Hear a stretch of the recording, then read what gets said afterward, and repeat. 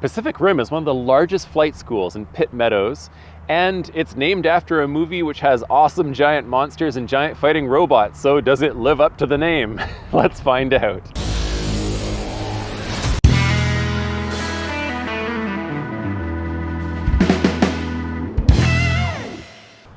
Hello my friends, welcome back to Late Departure. I'm Adam, and today we're continuing on with our student review series where I've talked with students to find out more about all these schools that I'm currently considering going to for my flight training.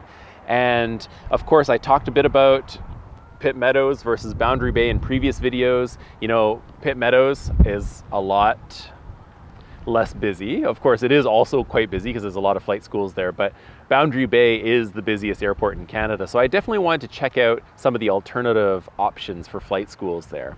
And Pacific Rim, I actually talked with quite a few students there because I was able to meet quite a few students and instructors on the Flying Canucks Discord, which again, I'm going to put in the link in the comments down below. Amazing resource for students, prospective pilots, all kinds of people. Really great place to go. So I would highly encourage you to check that out. And let's talk about what some of these students said about one of the smaller schools, I guess, when you compare it to some of the big ones in Boundary Bay, as they only have somewhere between 5 to 7 planes, but also one of the biggest ones at Pitt Meadows, which predominantly has smaller flight schools there. So the first question that I always ask is, well, what does the airplane instructor availability look like? And so the students, most of them said the availability is okay. Like some of the students who trained a few months ago or last year, they said that actually wasn't that busy and that they were able to book planes anytime. But right now there's a plane that's down for maintenance. Mandatory plane break.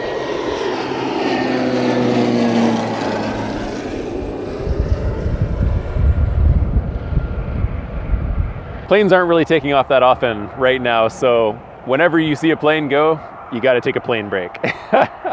So, where was I? Yes, so one of the planes is down for maintenance right now, unfortunately, and you know, the maintenance is a little bit slow, but they do have their own in-house maintenance there. But the students said that for the most part, it's not that bad. If you book ahead, you can get in. I can attest to this because when I was looking at maybe booking a discovery flight there, I was able to book one a month in advance. And you know, it is quite busy. It's busier than a lot of the larger schools even. So it's just something you want to keep in mind if you're trying to get up a lot. But if you book in advance, if you are able to book 30 days ahead regularly, you might be able to get in some solid bookings there. But you just got to keep in mind that, you know, you got to keep booking ahead, and then you'll get your regular flights in. In terms of instructors, there are quite a few instructors available right now, even though there aren't that many planes. So that's a good thing that there are instructors, and just in case, you know, one of your instructors leaves suddenly, you're able to get another instructor, no problem. But unfortunately, again, the problem is the plane. So if you're looking at starting flight school soon, it might be difficult for you to get started there, but also there's a waiting list too, so that's something else you need to keep in mind. And as always, I asked about the supplemental materials. So do you have to buy any supplemental materials there? And all the students said, no, you don't. They don't force it. You're welcome to go buy stuff on Amazon. They're pretty flexible, so that's pretty good.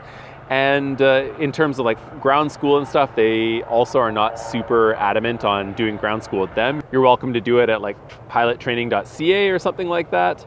But they did say that their ground school is pretty good, like especially if you compare the price of the ground school there versus some of the other big schools. I think it's almost only half the price. And also I heard good things about the chief flight instructor Masa from the students, and apparently he teaches the ground school classes quite often. So again, if you want to go in person, you really want to mingle with people and meet people, that's a cool way to do it. And again, it's cheaper than the bigger schools, so just something you can keep in mind. So in terms of forcing ratings on students, the ones that I talked with said that none of their instructors forced any ratings on them.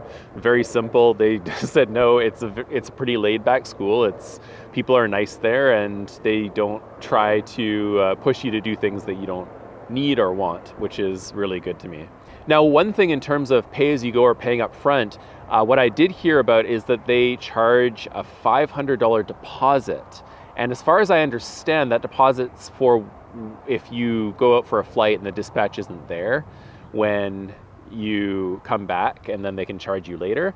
But I also heard from the students that it wasn't strictly enforced. Like if you go out for a flight and the dispatch isn't there when you get back, they'll just charge you next time or something like that.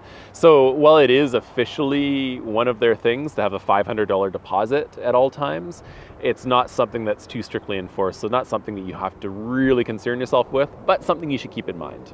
Now, in terms of maintenance, the students, again, they said that they're pretty safe in the planes. The maintenance was done pretty well. They have in-house maintenance there.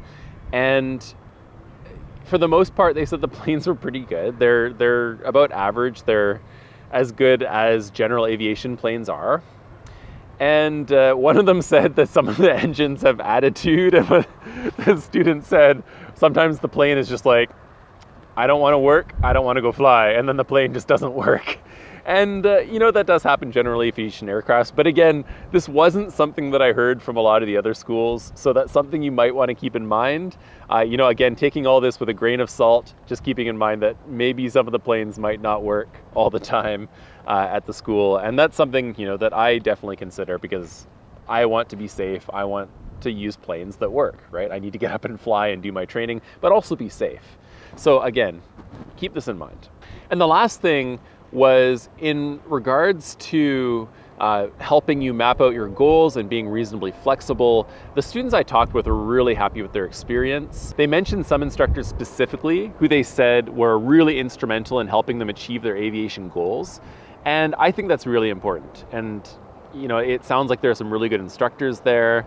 And if they're willing to come and sit down with you and take care of your career and of your goals, I think that's a really big thing. And I actually came into this thinking, I'm pretty sure all schools and all instructors would do this, but as if you've seen some of the other videos, you will know, not all the schools actually take the time to sit down with the students and really help them map out where they're going and help them get there. That's something that I really want. I want not just a teacher, but I want a mentor, someone who's going to walk me along every step of the way to make sure that I'm going to reach my goals in the time that I want to reach them, in the way that I want to reach them, and to make sure that I'm comfortable with the current challenge level that I'm currently experiencing in my training. Overall, the Pacific Rim students were really happy with the school. I think it really depends on when you start training there because it depends on the time. Right now, it's gotten really busy again, and especially now, as you can see here, the sun's coming out. It's getting sunny, it's turning into summer, it's gonna get really busy there. But again, if you get on the waiting list, get in, book ahead of time, it looks like you would have a pretty good time at that school if you're looking for a school at a less busy airport like Pitt Meadows. So definitely an option there, something to consider. And I'm excited to learn about all of the other schools. So I will be covering other schools in the next few videos. I'll probably be releasing those sometime next week.